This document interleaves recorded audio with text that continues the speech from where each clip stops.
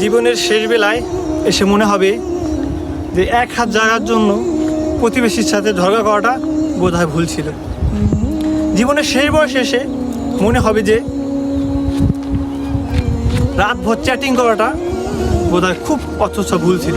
জীবনের শেষ বেলায় এসে মনে হবে একজন দুর্বল মানুষকে নিজের ক্ষমতা পেয়ে অপব্যবহার করা বোধহয় ভুল ছিল। শেষ বেলায় এসে মনে হবে যে ওই ক্লাসের রোল নম্বর ফার্স্ট বয় ছেলেটা না হয়ে বেশি ক্ষতি হয়নি জীবনে। জীবনের শেষ বেলায় এসে মনে হবে অনেক টাকা পয়সা না থাকলেও বোধহয় জীবনের ক্ষতিটা হয় নাই।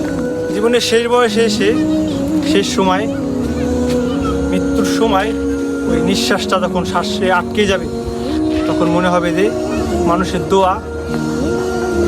দোয়া ও নেক নজরটাই এই জীবনের শ্রেষ্ঠ পাওয়া।